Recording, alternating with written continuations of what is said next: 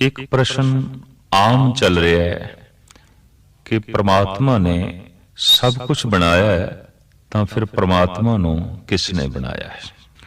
जे खुदा ने सब कुछ बनाया है तो फिर खुदा नूं बनाने वाला भी कोई होवेगा। जद एक तर्क खड़ी की जाती है कि करते तो बिना कृत नहीं, तो फिर हर चीज का करता होना चाहिए, हर वस्तु ते हर हस्ती का करता होना चाहिए। इस संबंध काफी बहस मुबासे आद काल तो ही चले आ रहे ने कि पहले मुर्गी सी या पहले अंडा होया है।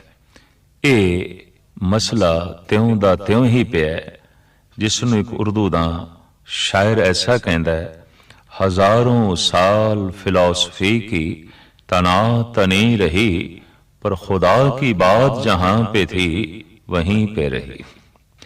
साहिब श्री गुरु नानक देव जी महाराज अजीम चिंतक ने, विचारक ने, दार्शनिक ने, और इस सवाल नू आप इस ढंग नाल हल करदे ने, आप ही ने आप साजियो, आप ही ने रचियो नाम। उन्हें अपनी साजना आप की है, उन्हें अपनी बनतर आप बनाई है। तू सूक्ष्म होवा अस्थूली, उक सूक्ष्म तो आप स्थूल होया है। किवें होया है, किस तरह होया है, इसनू अत कथन कह देता है, अति प्रश्न कह देता है। ये प्रश्न कोई प्रश्न नहीं कि वह किवें फैले है, किवें पसरे है, ये अति प्रश्न है। इतना जरूर है कि उन्हें अपनी साजना आप की है। जिंदगी दे बहुत पहलुआं दे च मनुख कई दफा अति प्रश्न करता है, तो जो अति प्रश्न है वास्तविक उसका कोई उत्तर नहीं। साहिब श्री गुरु नानक देव जी महाराज ये फरमान करते ने, उन्हें अपनी साजना आप की है। ऐसा इतिहास दे च आउंदा है कि साहिब श्री गुरु नानक देव जी महाराज जद इराक देश दे भ्रमण करन ते गए, गुरु नानक देव जी महाराज दा भ्रमण 9 खंड पृथ्वी दा है। जद कदी संसार दी दौलत बहुती मिलदी है मनुख नूं, तां ओनू समेटण दा, संग्रह करन दा ते छुपाण दा जज्बा भी नाल पैदा हुंदा है। पर जद अध्यात्मक दी दौलत मिलदी है, रब्बी दौलत मिलदी है, रूहानी दौलत मिलदी है, तां फिर मनुख दे अंदर इस जज्बे दा जन्म होंदा है कि उन्होंने मैं वंडना है, उन्होंने मैं तकसीम करना है। दुनियावी दौलत जे बहुती वंडिए खत्म होंदी है, घटदी है।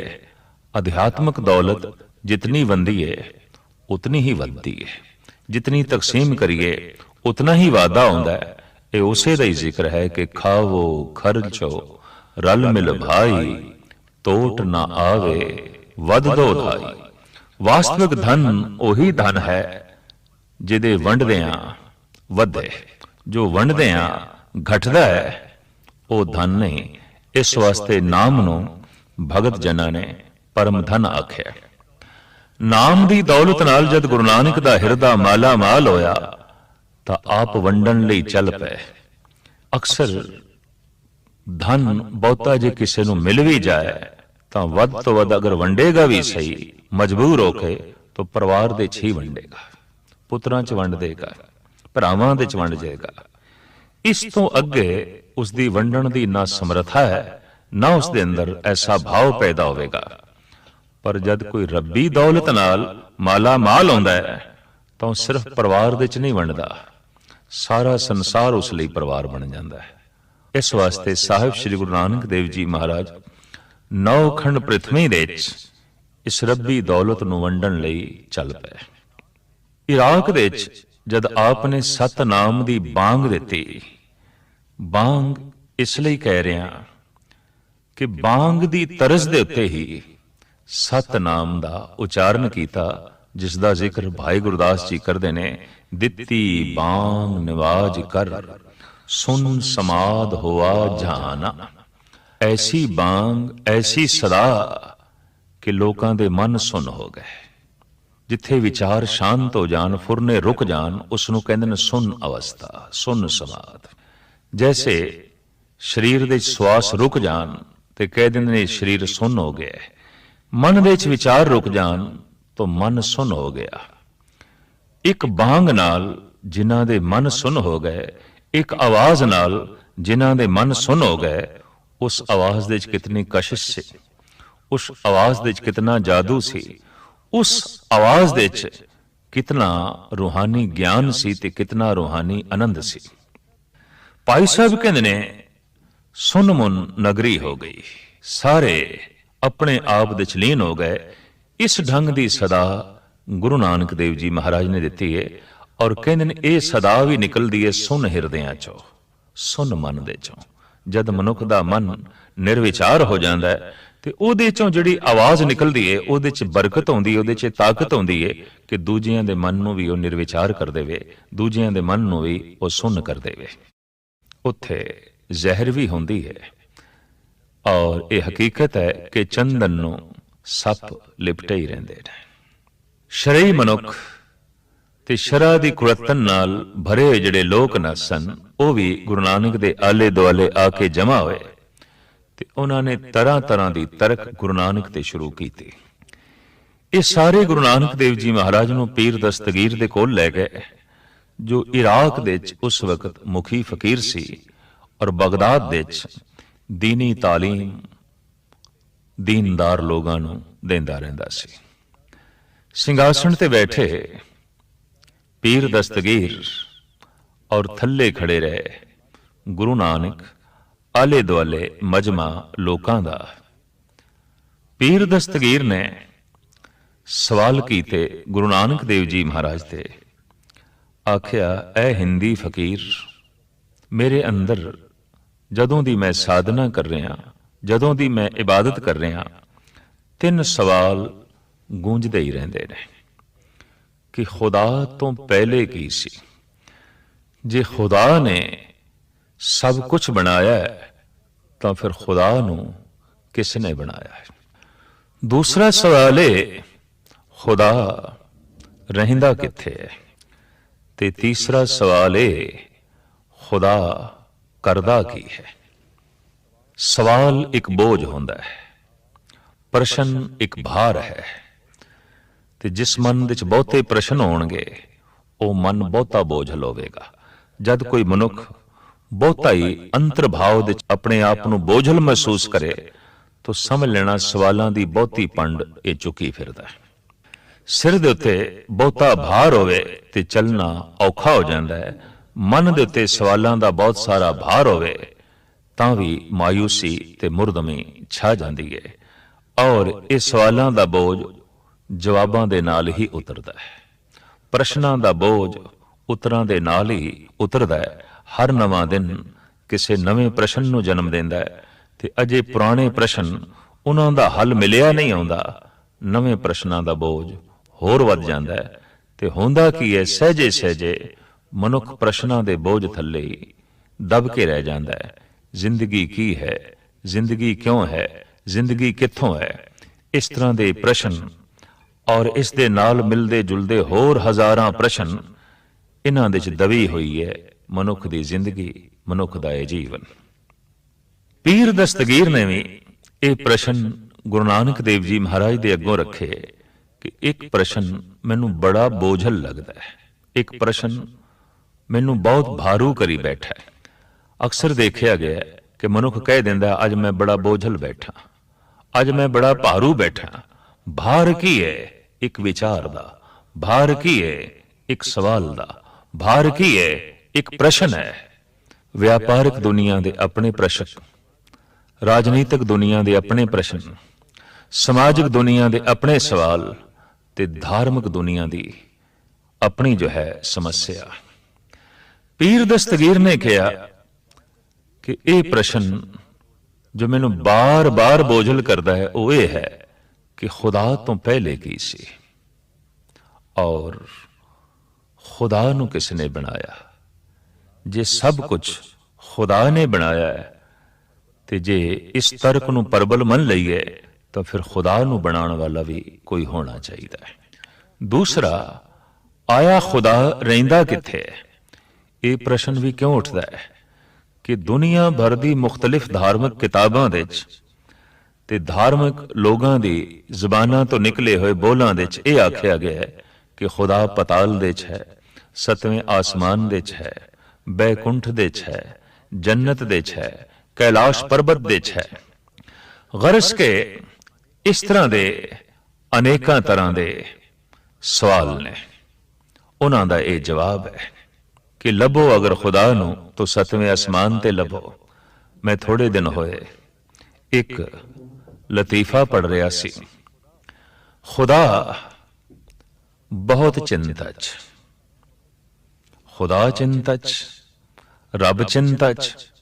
ऐसा ही एक विचारक ने खुदा दे बारे लिखिया। देवते फरिश्तियां दा इकट्ठ परमात्मा दे आले दुआले होया, खुदा दे आले दुआले होया ते देवतियां ने पुछया, भगवन चिंता केड़ी गल दी? चिंता इस गल दी है कि मनुख दी पहुंच बहुत वध गई है ते मैं सोचदा मैं किथे रवां, क्योंकि जिथे मनुख पहुंचेगा, मनुख दी पहुंच ने हर थां नूं नरक बनाना है। क्योंकि अज तक जिथे जिथे मनुख पहुंचे है उन्हें नरक नूं जन्म दिता है, और जिथे जिथे मनुख मौजूद है उत्थे उत्थे नरक ही है। इस वास्ते मनुख ने भी मान लिया है कि स्वर्ग किसी होर थां ते होवेगा, किसी उच्ची थां ते होवेगा। कम से कम जिथे मैं हाँ उत्थे ते नरक है, चाहे वह मनुख पहाड़ ते है ते चाहे वह मनुख जमीन ते है, चाहे वह मनुख किसी थां ते भी रह रहा है। उसने हर थां नूं नरक बनाया होया है और उसने नरक मन भी लिया है। इस वास्ते स्वर्ग की कल्पना वो किधरे सतवें आसमान ते कर बैठता है, या सतवें पताल दे कर बैठता है, या कैलाश पर्वत ते कर बैठता है, या किसी होर गैबी थां ते। तो परमात्मा दा ये प्रश्न देवतियां दे अगों, मैं किथे वसां, किस थां ते वसां जिथे मनुख ना पहुंचे। और ये हकीकत है कि सारी पृथ्वी दे जिस जिस थां ते मनुख है उत्थे मनुखां दा जीवना ते हराम हो गया है, पशुआं दा जीवना भी हराम हो गया है। पशु भी बेजार ने, पशु भी दुखी ने, और पशु भी दुखी ने पशुआं करके नहीं, पशु दुखी ने मनुखां करके, मनुख दुखी ने मनुखां करके। चारों पासे जो नरक दा वातावरण है ये केवल मनुख करके है। तो मैं ऐसी थां ते वसना चाहना जिथे मनुख ना पहुंचे। फरिश्तियां ने कहा, खुदावंद ताला तू सागर दिस जा वस, तक उदी गहराई तक मनुख दी पहुंच हो जाएगी। तू चंद्रमा ते जा वस, नहीं उत्थे तक भी मनुख पहुंच जाएगा। तू पहाड़ां दियां उचियां चोटियां ते जा बैठ, नहीं वह भी बंदे ने सर कर लेनियां ने, उत्थे भी मनुख ने जाके पहुंच जाना है। फिर केड़ी थां ऐसी जिथे मनुख ना पहुंचे? तो खुदा ने कहा, मैनू ढंग लभ पिया, मैं हुण मनुख दे अंदर ही जा बैठांगा, वह बाहर ही लभदा रहेगा, मेरे तक पहुंचेगा ही नहीं, मेरे तक उसकी पहुंच ही नहीं होएगी। लभदा ही पिया।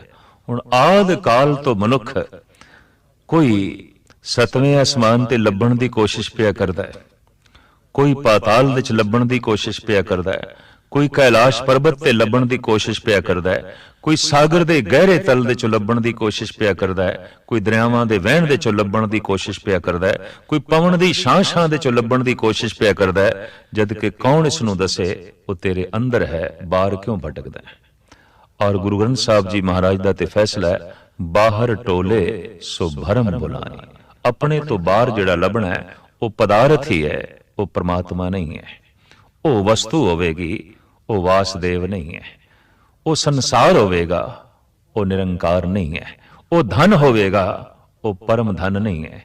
वो पद प्रतिष्ठा होवेगी, वो परम पद नहीं है। सो ऐसा प्रश्न दस्तगीर ने गुरु नानक देव जी महाराज ते कीता, खुदा नूं किसने बनाया है? खुदा तो पहले की सी?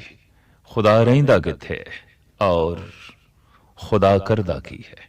प्रश्न अजीम ने, खुदा दे संबंध च ने। गुरु नानक देव जी महाराज ने दस्तगीर नूं आख्या, बई मैं सुनिया तेरे कदमां दे च लोकी रूमी मोती निछावर करते ने, सोने दियां मोहरां निछावर करते ने, ते मैं देखना चाहना उन्हां मोतियां नूं, लिया थोड़े। दस्तगीर दे मन दे च एकदम ख्याल आया भी सवालां दा जवाब ते दिता नहीं, मुआवजा पहले ही ये हिंदी फकीर मनन लग पे। साहिब श्री गुरु नानक देव जी महाराज नूं अज भी इराक दे इलाके च हिंदी फकीर करके कहंदे ने, हिंदी औलिया करके कहंदे ने। और उत्थे जो साहिबां दा अस्थान है, उत्थे भी साफ लिखा है हिंदी औलिया हजरत बाबा नानक। साहिब श्री गुरु नानक देव जी महाराज दे सामने दस्तगीर ने थाल दे च मोती मंगाए, अगे कीते ते सतगुरु कहन लगे इन्हां दी गिणती करो।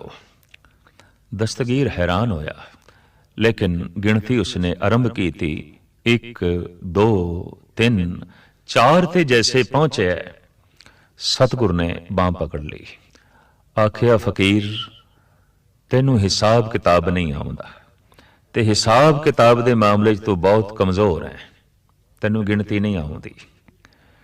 दस्तगीर कहंदा महाराज गिणे ते मैं 4 ही ने। सतगुरु कहने लगे हाँ, इन्हां 4 च ही तो भूल कर गए, फिर गिणती कर। उन्हें फिर गिनती आरंभ की थी, 1 2 3 4। सतगुरु ने फिर बांह पकड़ ली, गिनती फिर गलत हो गई, फिर तू भूल गए, फिर आरंभ कर। अद की औखा होके दस्तगीर कहंदा है महाराज हुण मैं जिथे भुल्ला उत्थे ही तुसी मेरी बांह पकड़ना, मैं किहड़ी थां ते भुलदा उस थां दा मैनू पता चले। सतगुरु कहने लगे ठीक। जैसे दस्तगीर ने गिनती आरंभ की थी 1, इत्थे ही सतगुरु ने पकड़िया, आखिया नहीं गिनती 1 तो पहले आरंभ कर। 1 तो क्यों आरंभ करता है? गिनती 1 तो पहले शुरू कर, 1 तो क्यों शुरू करता है? तो दस्तगीर कहने लगा महाराज ये तो हैरानगी की गल, ऐसे किस तरह हो सकता है? 1 तो पहले तो कुछ भी नहीं है, गिनती थे 1 तो ही आरंभ करनी पड़ेगी। तो गुरु नानक देव जी महाराज कहने लगे खुदा तो पहले कुछ भी नहीं, सारे पसारे दी होंद खुदा तो ही शुरू होती है। खुदा मूल है, एका मूल है। इस वास्ते गुरु नानक दा कलाम 1 तो शुरू होंदा है। गुरु ग्रंथ साहब जी महाराज दा पहला अक्षर 1 है, ते गुरु ग्रंथ साहब जी महाराज दी सारी बाणी उस 1 दी परिक्रमा कर दी है जो गुरु ग्रंथ साहब जी महाराज दे मूल दे है। गुरु ग्रंथ साहब दी बाणी 1 ओंकार 1 तो शुरू होंदी है, 1 तो आरंभ होंदी है। ये 1 जगत दा मूल है, ये 1 जगत दी बुनियाद है।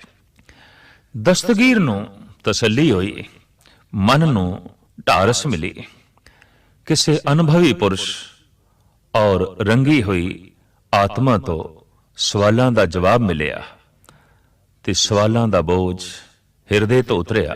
दूजा सवाल अगों रख दिता, महाराज ऐसा जिहड़ा खुदा है जो जगत का मूल है, संसार का मूल है, रहिंदा किथे? किथे तलाश करिए? क्योंकि इस्लामी जगत दे च आम कल्पना है कि वह 7वें आसमान ते, और साडे देश दे च भी मुख्तलिफ इस संबंध च रावां ने। सतगुरु कहने लगे अदकी तू दुध दा भरिया होया एक जाम मंगा। तो कटोरा दुध दा भरिया होया आ गया। सतगुरु गौर नाल वेखदे ने ते कहंदे फकीर साईं इस दे च कुछ है।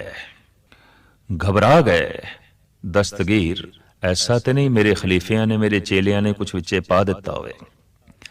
गौर दे नाल जद वेखदे ने दस्तगीर ते कहंदे ने ऐ हिंदी फकीर बाबा नानक इहदे च कुछ भी नहीं, ये पाक शीर है, ये पवित्र दुध है। सतगुरु कहंदे ने इस दे पाक होण ते इस दे पवित्र होण ते मैनूं कोई शक नहीं, पर इस दे च कुछ नहीं है ये मैं मनण नूं तैयार नहीं, इहदे च कुछ है।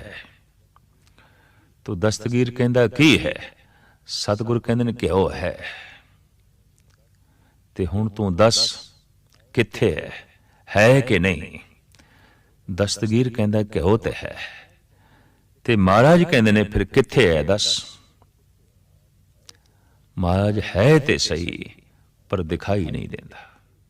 है ते सही पर दृष्टि गोचर नहीं आਉਂਦਾ। सगल बनस्पत में बैसंतर सगल दूध में घिया, ऊच नीच में जोत समानी घट घट माधो जिया। जिवें दुध दे जर्रे जर्रे दे कण कण दे घ्यो है, जगत दे जर्रे जर्रे दे वो प्रभु आप है, वो करता पुरख आप है। जितनी उसकी बनतर है, जितनी उसकी कृत है, वो सारी कृत दे आप बैठा होया। फिर दस्तगीर ने प्रश्न किया, महाराज ऐसा जिहड़ा परमात्मा इतना शक्तिशाली, वो करदा की है, उहदा धंधा की है, उहदा कम की है? आखिर शक्ति दा वेग, शक्ति दा कम है कुछ करना, उहदा धंधा की है? आखिर उसकी कोई कृत भी होवेगी, आखिर उसका कोई धंधा भी होवेगा, सारियां विच बैठ के